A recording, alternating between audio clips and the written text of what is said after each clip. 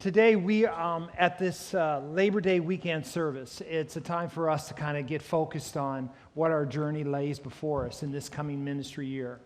And we're hoping that as you walk away from this time, this service, you start to get a sense of the journey that we as a community of faith are going to go on. And one of the big steps this year, as we want to give the church a whole church discipleship experience, it's called Believe. And so Linda and I have been doing our part in leadership, putting this together. She's got a few things she wants to talk about. But one thing that I'm going to have happen right now while we're talking, and you guys will have to be very quiet about it, is we have our team here that's going to be handing out sort of an invitation awareness handout. Isn't that a big technical phrase for a little bulletin? But we want you to take some and not just put up on your fridge, but also to use it as an engagement tool with someone else in your neighborhood. If you're having faith discussions saying, our church is doing something called Believe, why don't you come check it out? So we just wanted to make you aware of that. So now, Linda, over to you. Okay, so just quickly, so that you are in the know, we have today available the books that you have prepaid and pre-ordered. So if you have already purchased your Believe books, come and see me at the table following the service. Lisa McKim, the lovely Lisa McKim, will be selling books at the kiosk for those who hadn't had a chance to pick yours up, and it's going to be at regular prices now. As well, beside me at the prepaid table, we do have some information on journey groups as well. So if you're thinking about joining a journey group, please come and talk to Carol and myself. You can actually check a list of the journey groups on our website. If you just go onthejourney.ca, click on journey groups, and there's a list of all the different facilitators, the hosts, the nights, and how often they'll be meeting and what kind of groups there are. So it's really Linda, exciting. just to interrupt for a sec, we don't have all our groups yet put up there. We have a good number, but we have people I know who are still making a decision about it. We're waiting for a couple declarations, yes. And what if today someone says, you know what, I think God's telling me I would like to help facilitate or host a group. What do I do? What do I do, Linda? You just come and talk to me. Okay, go talk to Linda. All right. Yes, and we'll sign you up and get you straightened away with all the materials that you need. Okay. Is that it? I think so. Just a couple other things about Believe right now that we want to highlight.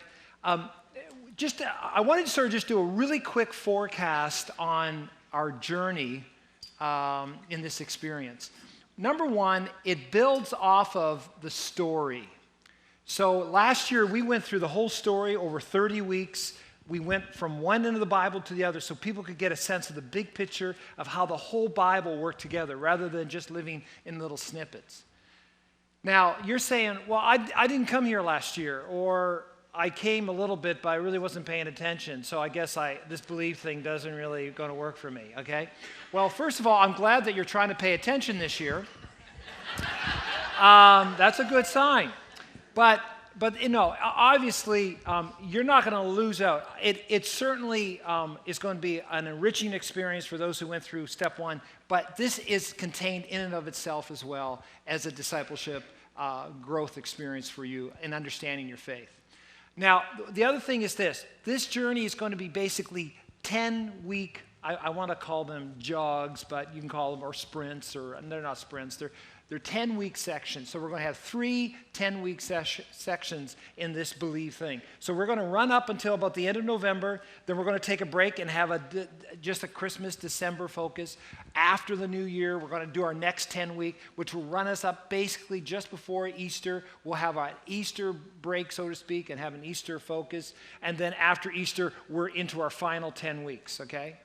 And our big 3 key words, which you'll see on posters in the weeks to come, is that we want people to think, act, and be like Jesus. And we think that the essence of the Christian life is that we learn what it means to be like Christ. Well, we got to think. So the first 10 weeks is about how do we think like Christ. The second 10 weeks is how do we act like Christ. What are the practices of faith that we need to do? And then finally, what does it mean to look like Christ, to become like Christ, to be like Christ? And we're going to look at the 10 virtues of the Christian faith. So we're going to look at the 10 beliefs, the 10 practices, and the 10 virtues of the Christian faith. This is fundamental core understanding to having a framework to your Christian faith, not just for yourself, but as well for your family. So when you talk about faith, you can talk about it in the right context and say, this is how we should be living our Christian life. And it goes beyond saying we say prayer at supper time or we say our bedtime prayers, as though that's the summation of the Christian faith, right? So we're excited about that journey. The other thing is this. I just want to speak to parents and grandparents for a moment. One of the things we really are going to be promoting this year is the Bible memorization. There's going to be a key verse with each week for the 30 weeks. And there's actually children's memorization cards that the children will be receiving, but we also have adult youth memorization cards. And we want to encourage you to pick up a pack. This is a supplemental thing. Those verses are in your stretch book as well. But if you want to have a helpful memorization tool, it's this. And Lisa will sell those today as well. Yeah, you can purchase those right now and start that journey with us as well. So just want to highlight that. I cannot stress enough that the real impact of this belief is that as you develop your own personal vision of spirituality, of what it really means to live out the Christian life, that you have to let that happen in the context of your home. That has to be a discussion point within your home. And regardless if you're a retired couple, if you're an up-and-coming couple, if you're just dating, or if you're a young person, you've got to look to say, where in my home can I start to have these discussions? So I want to encourage you to journey along together as a family. And that's why we're so excited again that this is a church-wide experience. What the children will be learning every week will also be being taught here in our weekend worship experiences. And that's why parents and grandparents make sure that the kids have the appropriate book that also lines up with them. Okay? And that's important as well. Again, it's going to be an exciting journey. God's going to do some wonderful transformational things.